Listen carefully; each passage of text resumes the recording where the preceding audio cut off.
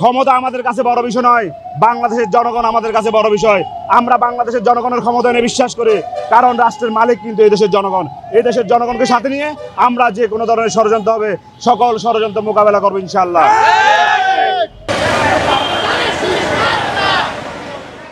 বাংলাদেশ জাতীয়তাবাদী যুব দলের ৪৭তম প্রতিষ্ঠা বার্ষিকী উপলক্ষে চট্টগ্রামে উৎসব মুখর পরিবেশে বর্ণাঢ্য আনন্দ মিছিল অনুষ্ঠিত হয়েছে।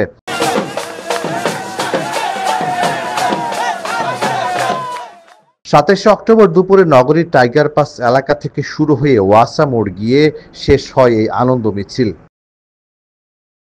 খুলশী থানা যুবদলের উদ্যোগে আয়োজিত এই কর্মসূচির নেতৃত্ব দেন থানা যুবদল নেতা মোহাম্মদ মিল্টন। ৪৭তম প্রতিষ্ঠা বার্ষিকী উপলক্ষে চট্টগ্রাম মহানগর যুবদল কর্তৃক আয়োজিত আজকের এই বর্ণাঢ্য র্যালি।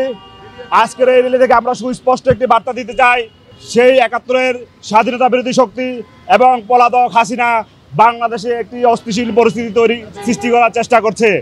আমরা স্পষ্টভাবে বলতে চাই, বাংলাদেশের অগ্রযাত্রাকে যারা বাধাগ্রস্ত করতে চায়, বাংলাদেশের মানুষের গণতান্ত্রিক অধিকারকে যারা বাধাগ্রস্ত করতে চায়, ভোটের অধিকারে যারা বাধাগ্রস্ত করতে চায়, এদেশের মানুষ স্বাধীনতা সার্বভৌমত্বের জন্য ১৯৭১-এ যেভাবে নিজের প্রাণ বিলিয়ে দিয়েছে, ২৪-এ গণতন্ত্র পুনরুদ্ধারের জন্য যেভাবে নিজের জীবন বিলিয়ে দিয়েছে, ইনশাল্লাহ বাংলাদেশের গণতন্ত্র পুনরুদ্ধারের জন্য, বাংলাদেশের মানুষের ভোটার অধিকার প্রয়োগ করার জন্য কোনো ধরনের ষড়যন্ত্র এদেশের মানুষ মেনে নেবে না।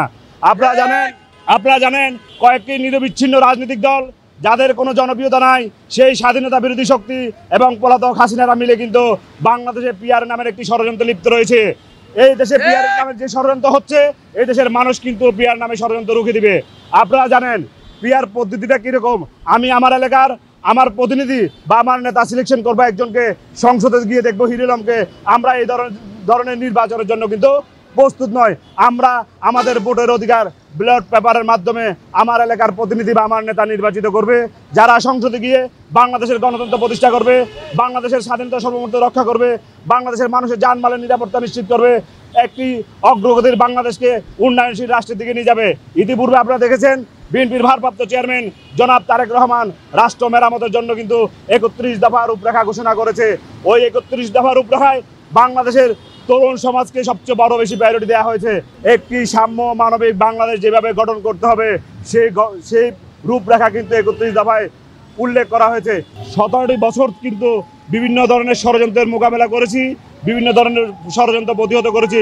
ইনশাল্লাহ আগামীতে মানবিক বাংলাদেশ পুনর্গঠনের ক্ষেত্রে যত ধরনের ষড়যন্ত্র হবে, আমরা তারেক রহমানের নেতৃত্বে সকল ষড়যন্ত্র মোকাবেলা করার জন্য প্রস্তুত রয়েছি। আমরা বারবার একটি কথা বলেছি, ক্ষমতা আমাদের কাছে বড় বিষয় নয়, বাংলাদেশের জনগণ আমাদের কাছে বড় বিষয়। আমরা বাংলাদেশের জনগণের ক্ষমতা নিয়ে বিশ্বাস করি, কারণ রাষ্ট্রের মালিক কিন্তু এই দেশের জনগণ। এই দেশের জনগণকে সাথে নিয়ে আমরা যে কোনো ধরনের ষড়যন্ত্র হবে সকল ষড়যন্ত্র মোকাবেলা করবো ইনশাআল্লাহ।